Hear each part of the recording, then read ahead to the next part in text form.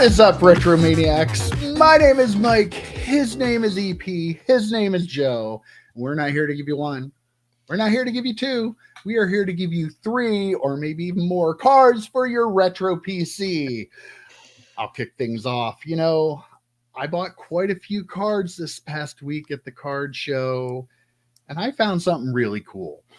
My card this week is the 1997-98 Upper Deck Diamond Vision Allen Iverson base card.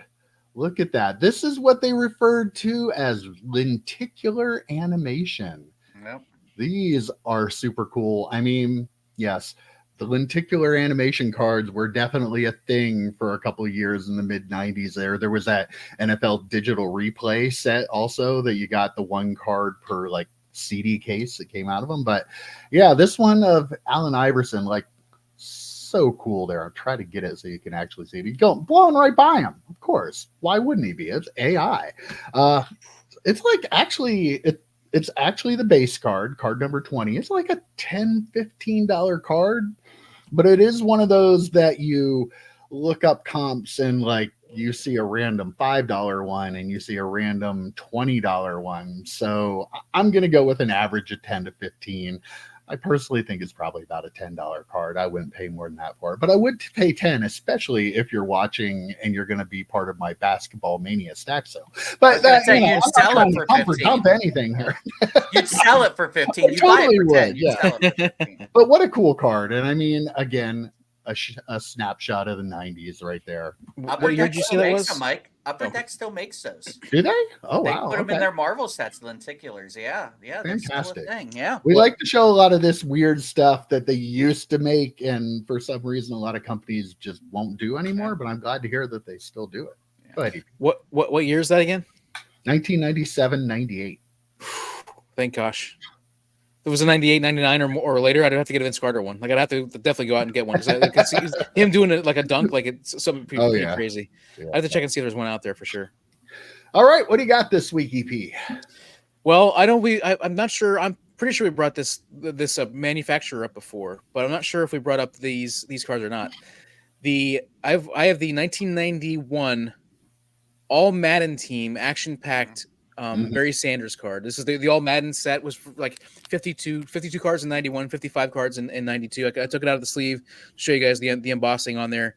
So it's raised up. It's a really, really awesome card. One of the things I like is the photography. I think is underrated in these action packed cards from the All Madden set at least. This one here you can tell like a half second later there's a safety face first in the ground. You can tell he's making Barry Sanders making a cut right here, and the safety just laying on the ground face first. And I brought a second card just to show. Like here's a Troy Aikman card. This is from the 92 set, and I believe that's a Junior Seau jumping in front of him. So definitely a Charger, and I think it's number 55 jumping in front of him as he's trying to make a pass. So just some really cool cards, some really, really cool sets, and this is $1.79. You get this for like $1.99, $1.79, $1.50, $1.50 free shipping. Like it's a very inexpensive card, but one of the cooler sets. They're like again very, very low number of cards in the set, 55, 52 cards. Just all the stars from that era, and I love them. They're really cool. So Hashtag bring back action packed. Yes, like, bring back action packed. That's all I'm gonna say. Bring back emboss cards. I ripped a box of that DC Bloodlines, and the inserts were embossed Superman cards. I mean, oh wow, they were super cool back then. I don't know why someone doesn't do it. You know, because they wouldn't grade well. That's why. Never mind. I know my end.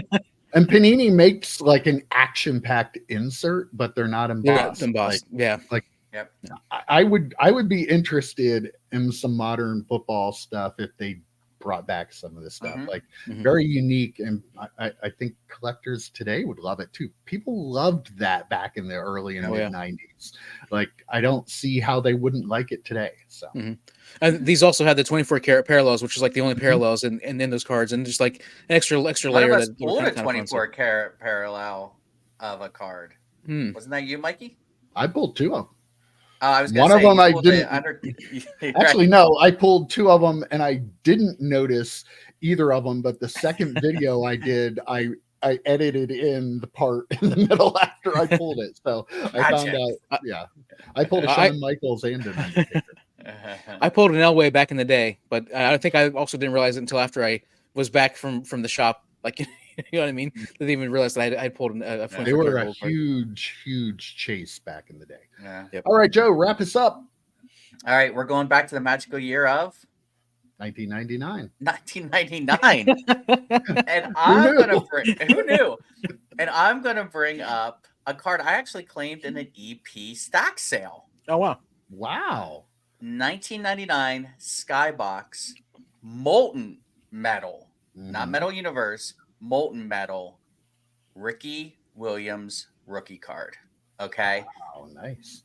So I do have this card in my PC. I'm the lazy one who doesn't have cards just strewn all over the place. I can just grab it and, so a couple of things.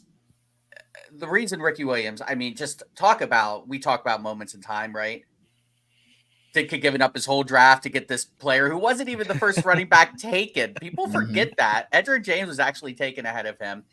The Philly fans booing louder than I've heard any fan base boo when poor Donovan McNabb is I was one of them. Stage, and he, not quite a Hall of Fame quarterback, but pretty darn good guy, Yeah, I booed him. I booed it. Yeah, I still booed him. I wanted Ricky. Ricky Williams was just this like, now he's a cultural icon kind of thing too. Like he goes beyond sports, obviously. But the other thing about this, it's a metal card, like an actual metal card. And I don't remember, and you guys correct me if I'm wrong. I'm sure you remember if there were. This was the first time I remember pulling actual metal cards from a pack. There may have been some previously, but it was the first time I remember doing it. And I was in awe of like this piece of literal metal and they were the rookies. The base rookies were all metal. They were so cool. They had this funky design with like purples and pinks and blue. It was just ridiculous. It's one of those cards where you look and you're like, that is so 90s. That is such a 90s thing. Yep. And I love it. I have a Donald Driver in my PC too. Here's the thing.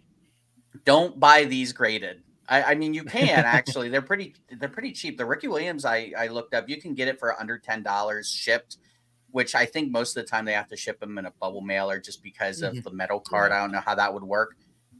I found an SGC in an old SGC slab, so like the weird like scale 1 to 100, a SGC 98, which is a SGC 10. You can get for like $15. Because everything graded a 10. These cards were metal and they held up. So, yeah, it just, again, moment in time. I really wish Kurt Warner had the metal rookie in here. He just has the regular cardboard rookie. But Ricky Williams, again, just a moment in time for collectors and people watching the draft going, how did these teams not take Ricky? He's the best player ever to ever enter the NFL. He was. Yeah, there was. Leaf did a metal set like in 96, 95, mid-90s. 96 Leaf Preferred had, I think 96 Leaf Preferred had inserts that were metal, but I don't know where there was a full set that was metal.